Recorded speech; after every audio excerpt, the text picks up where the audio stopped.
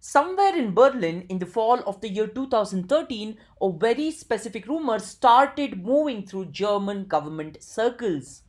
Someone had been listening to the Chancellor's phone, not for weeks, for years.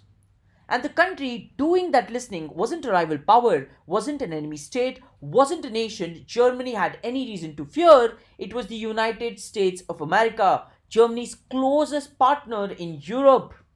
A country bound to Germany through the NATO alliance, through trade worth hundreds of billions of dollars every single year, through 7 decades of post war alliance.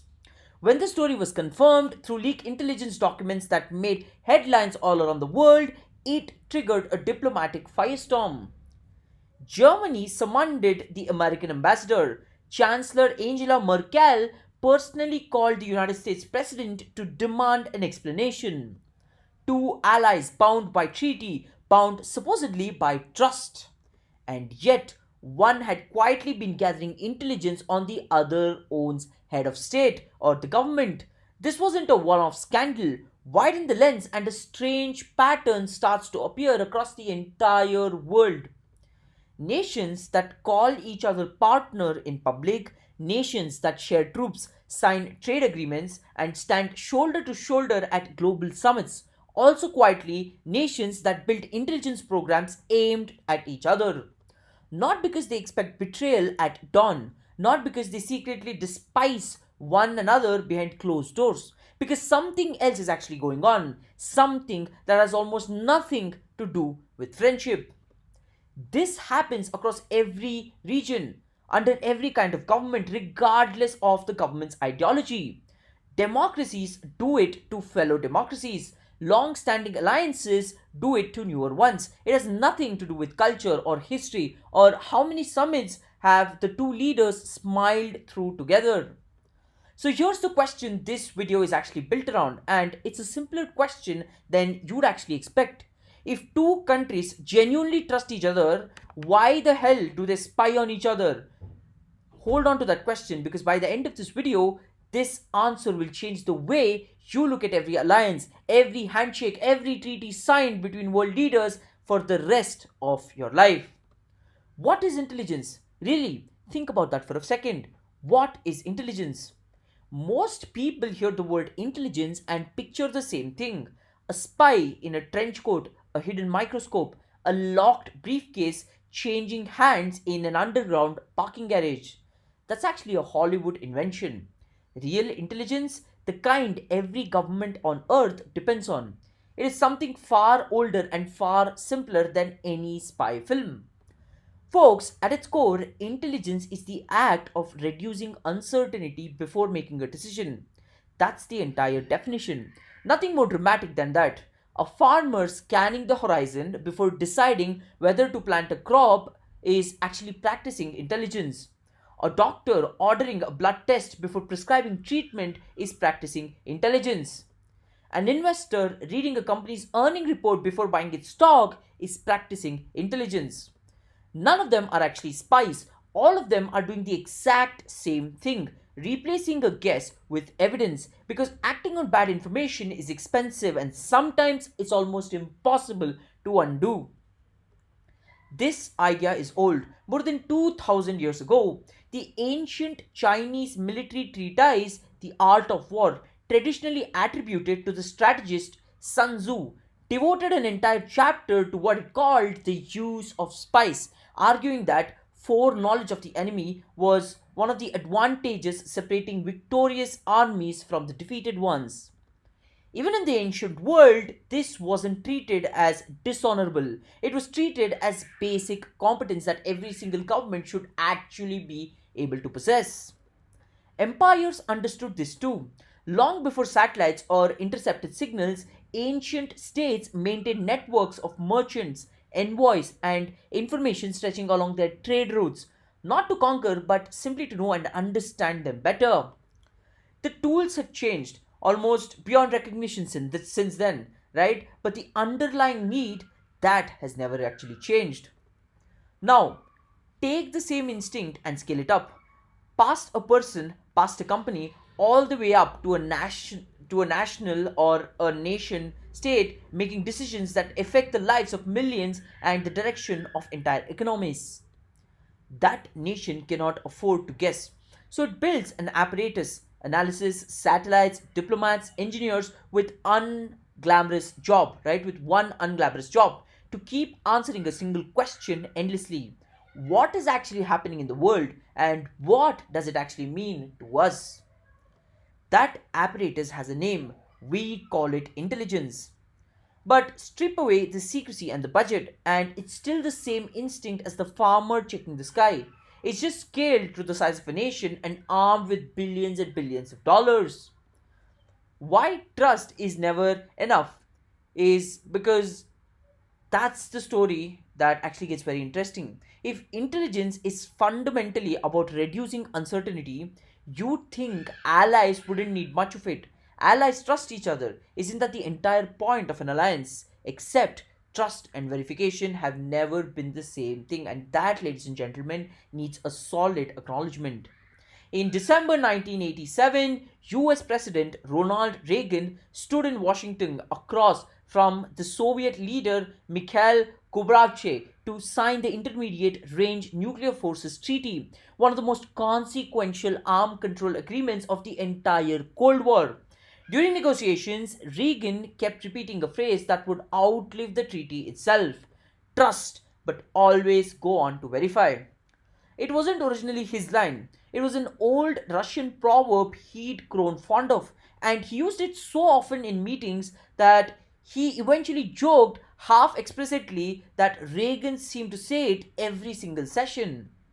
But look closely at what the phrase actually claims. It doesn't say trust, and that's sufficient. It doesn't say verify, because trust is worthless. It insists on both at the same time. That's precisely why treaties like this particular one that we just discussed didn't just rely on just promises that nations made to each other. They built in inspection regimes and on site verification because both superpowers understood that the signature alone was not enough to stake a nation's entire survival. Trust is what allows two nations to cooperate in the first place. Verification is what allows that cooperation to survive that contact with reality. Here's the uncomfortable truth underneath all of this: a government's word is only as durable as the government that actually gave it.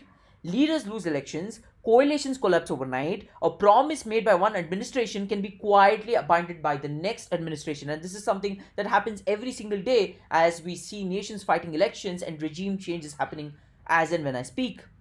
But an intelligence service isn't built on what one government assumes its ally is lying today. It's built to account for what the ally might exist or might interpret 5 years from now. A different government, a different set of interests, possibly a completely different foreign policy at that given particular point of time.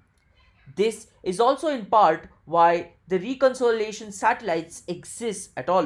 In 1955, US President Dwight Eisenhower proposed what became an open skies mutual aerial inspection between the United States and the Soviet Union. So each side could see for itself that the other side wasn't preparing for a surprise attack. The Soviets rejected it, and at the time, but the idea behind it never really went away, and it went on to become the circle of foundation of how governments actually built intelligence all across the world. Within a few years, both superpowers were quietly building the satellites, and that would do the job anyways, turning verification from a diplomatic proposal into a permanent feature of the sky above every single country on planet Earth. Trust, in other words, is a snapshot. Intelligence is the mechanism that keeps the snapshot updated. Allies have different interests. Let's go one layer deeper into the machinery.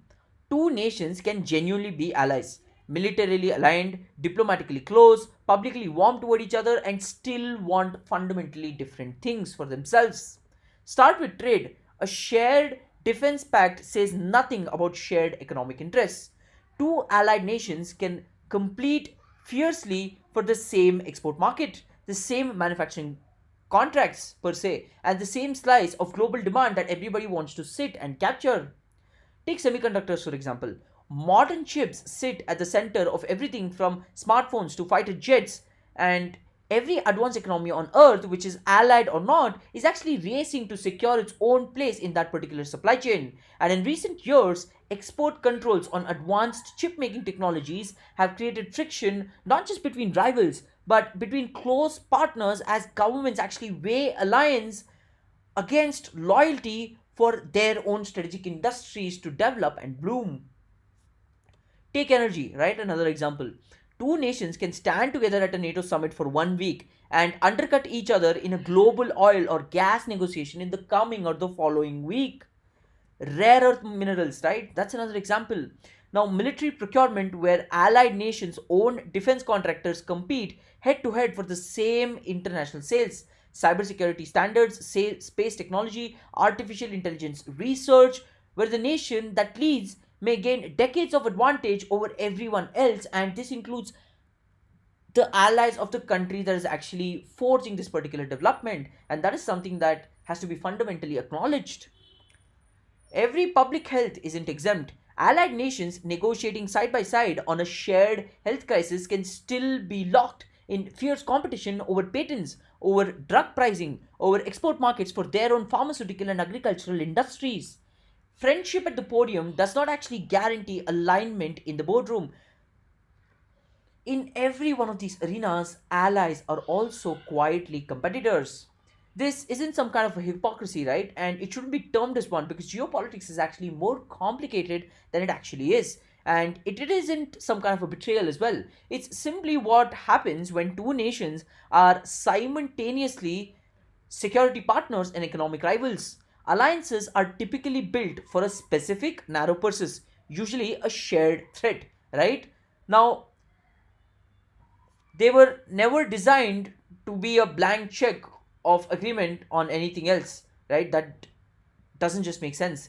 And a country will stand shoulder to shoulder with its ally against a common adversary and negotiate hard against that very same ally at a trade summit the following month because of the personal interest of the particular country. Both things are true at once, neither cancels the other one out. National interests come first, friendship, ladies and gentlemen, always comes second.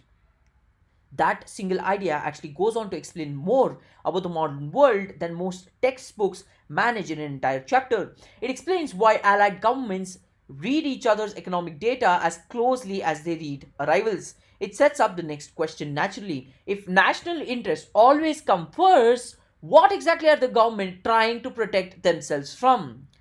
Intelligence is risk management. If national interest always come first, then every government of earth is really asking the same handful of questions on a loop, and this goes on forever. Will this allies government still be in power a year from now? Will new sanctions actually disrupt a critical trade route overnight? Will an export ban on key technology cut a vital supply chain? Will a regional conflict pull us in whether we want it or not? Will an election go on to flip a trading partner's entire foreign policy if that were to ever possibly happen? None of these are abstract academic questions. They are the exact variables that decide whether a country's economy grows or contracts, whether its citizens stay safe, whether its military is caught or prepared, or caught completely off the guard. And here's the part that actually matters the most to every single viewer who's actually watching this video, irrespective of what country you belong to. You cannot answer a single one of them by trusting a press release, right? And if you ever were to do that, that's not first principles thinking. You cannot even answer that particular question by taking an ally's word at face value. That doesn't make sense as well. You actually go on to answer them by building a constantly updated picture of the world, cross checked against multiple independent sources, and stress tested against the scenarios no one wants to actually go on to imagine. History offers a brutal lesson in what happened when this actually fails. In December 1941, the United States caught almost completely off guard by the attack on Pearl Harbor, an event intelligence historians still study to today as one of the starkest examples of what actually happens when a nation's picture of the world turns out to be incomplete. If permanently went on to reshape how the United States of America approached intelligence for the rest of the century. A company that ignores risk management eventually goes bankrupt. A country that ignores it can lose a war, a currency, or an entire decade of growth that it would possibly never ever get back. Intelligence seen this way isn't the exotic cloak and dagger part of the government most people actually go on to imagine. It's the most basic form of institutional self preservation there is, dressed up in secrecy only because so much information it needs isn't something other governments would hand over voluntarily. Why data became the new battlefield? Folks, for most of human history, intelligence meant physical things: hand drawn maps, troop counts, letter intercepted by riders on a horseback, maybe. That world is essentially gone, and I think all of us can fundamentally agree to this one particular point. Today, ladies and gentlemen, the most valuable intelligence rarely comes from a soldier crossing a border under the cover of night. It comes from something far less cinematic: data. Financial flows that quietly reveal which companies or even which governments are running out of money before anyone actually goes on to announce it. Shipping records that actually reveal which nations are stockpiling grain, oil, or critical materials ahead of a forthcoming shortage. Commercial satellite imagery, once also an exclusively military capability, now available for purchase from private companies that can actually go on to reveal a factory expanding or troops massing months before any governments actually go on to formally confirm it on national or international media. Internet traffic patterns that hint at where instability is brewing long before it actually reaches a headline. Scientific publications and patent filings that actually go on to reveal how close a country actually is from its next big technological breakthrough.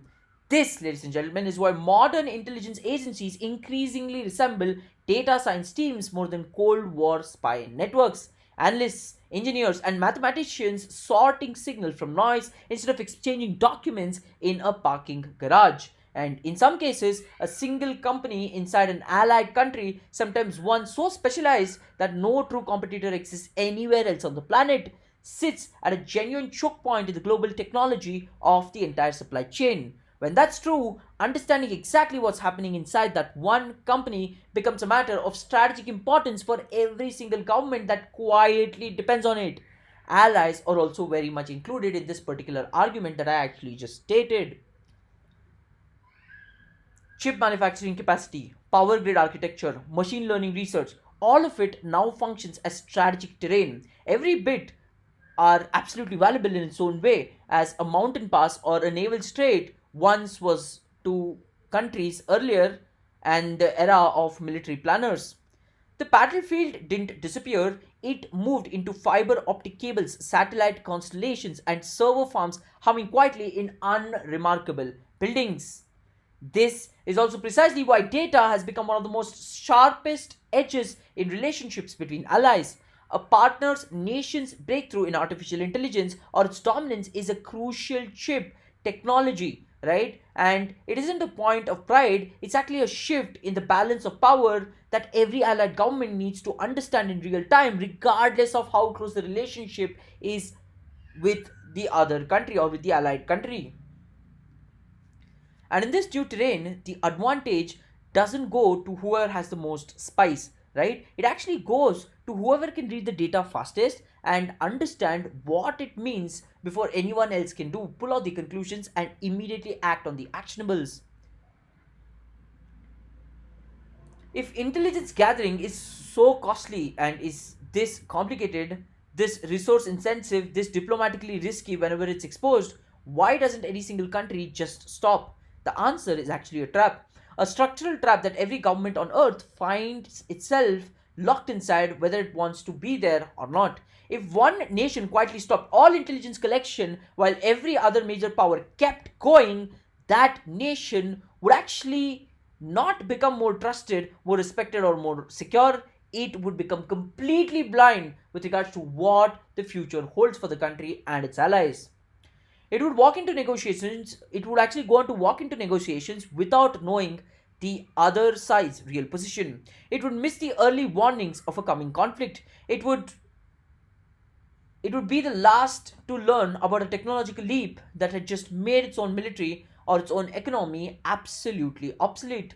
It's the same logic that keeps nation holding on to their own defenses long after any single threat has actually faded. Not because any one capabilities is needed today, but because giving up unilaterally in a world where nobody else has doesn't produce peace, it goes on to produce just more exposure, and more exposure is more vulnerability, and more vulnerability is a sign that you could actually be attacked by circumstances like economy being flattered, your currency being destroyed, your leadership being thrown, and much more. This mirrors a much older idea from military strategy: deterrence. No country wants to be the only one without it, because being unprotected doesn't make a country safe, it makes it the prime target. Intelligence works on the same logic. No government wants to be the one major capital operating without a clear current picture of what its neighbors, its partners, and its rivals are actually doing, because in that gap, anything could possibly happen. Even the closest intelligence partnerships in the world reflect this. The Five Eyes Alliance, the intelligence sharing relationship between the United States, the United Kingdom, Canada, Australia, and New Zealand, tracking back to 1946 agreement, is often held up as the deepest level of trust between any group of nations in modern history. And yet, even with Five Eyes, each country still maintains its own independent intelligence services, its own collection priorities, and its own sovereign decisions about exactly what it shares and what it doesn't. Not because the alliance is fragile, because no government anywhere fully outsources its own picture of the world to somebody else, no matter how close the friendship is. So collection continues, not because any government particularly enjoys the diplomatic risk, but because in a world where everyone else keeps watching, choosing not to watch is never a neutral choice, it's a decision to go blind on purpose. The intelligence cycle. So, how does all of this actually function mechanically, day to day? Strip away all the secrecy and the complications that I just explained, right? The budgets, the classified stamps, and every intelligence organization on the planet runs on the same basic loop, which I'm about to explain in the next 1 minute. It begins with a question. A policy maker actually needs to know something specific. Will a neighboring government survive the year? Is a rival developing a new weapons system? Will a trading partner default on its debt? That question drives collection. Satellites get retasks, right? Diplomats start making calls. Public records are pulled. Signals are intercepted. Open source materials are actually started to gather. Whatever tools the situation actually calls for then gets executed from the same diplomats. The raw material then moves into analysis where fragments are checked against each other, cross referenced, and even weighed for reliability, and slowly turned from scratched data points into something that actually means something. That analysis then goes on to reach a decision maker who has the power to actually act on it, sign an agreement, adjust a tariff, deploy a ship, or issue a warning.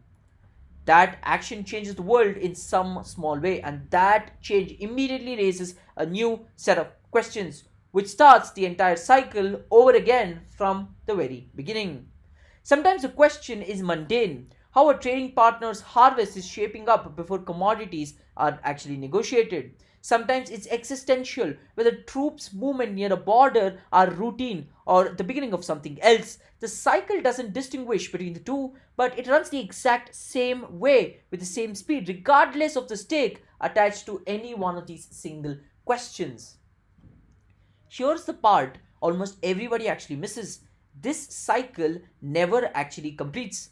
There is no final report that lands on a desk and declares we now know everything we need to know. Every answer generates new unknowns. Every decision reshapes the landscape just enough to demand fresh information all over again.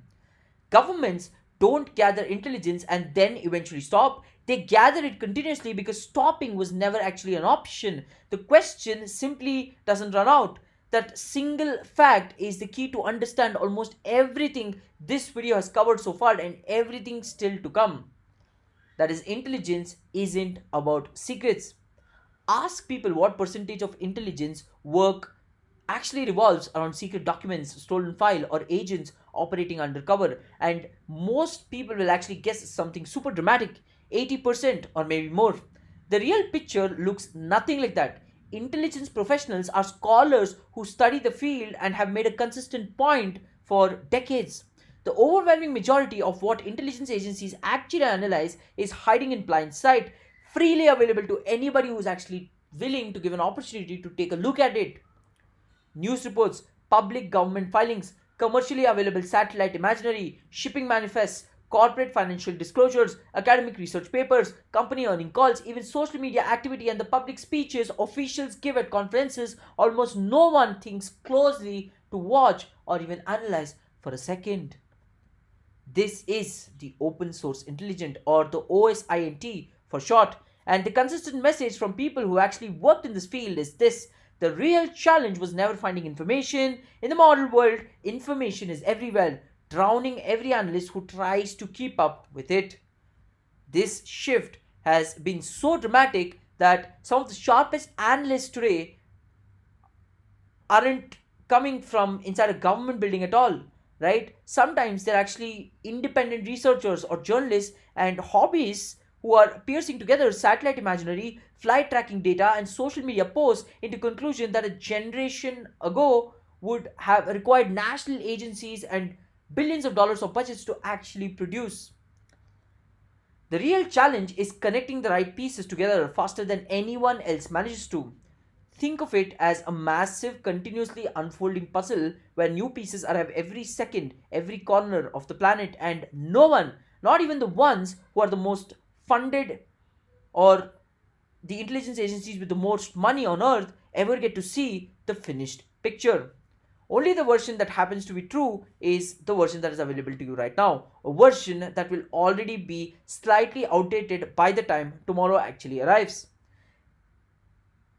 The clendiest part is that the undercover agents, the classified files, the parts every spy film actually going to obsess over is real, it exists, but it plays a far smaller role than friction actually suggests, closing the final narrow gaps that public information can't quite reach on its own. The small, sensitive friction that confirms or denies what the much larger fraction has already strongly suggested. Intelligence, in other words, ladies and gentlemen, is mostly not about stealing secrets. It's mostly about paying closer, more disciplined attention than anybody else who's actually willing to do. And sometimes than the country or the institution that have created the policies themselves. And that is the most beautiful part. Now, finally, we can answer the question this video opened with. Alliances change. The government that signs a treaty today may not be the government holding power 5 years from now. Elections happen, coalitions collapse, and in some parts of the world, entire regimes change overnight, or regimes are just toppled, like the United States is trying to do with Iran. Policies change, a trade-friendly administration can be replaced by a perfectionist one, and this can change with every election cycle, right? And years of careful planning for every partner counting can just be continuity or mere uncertainty that nobody actually saw coming.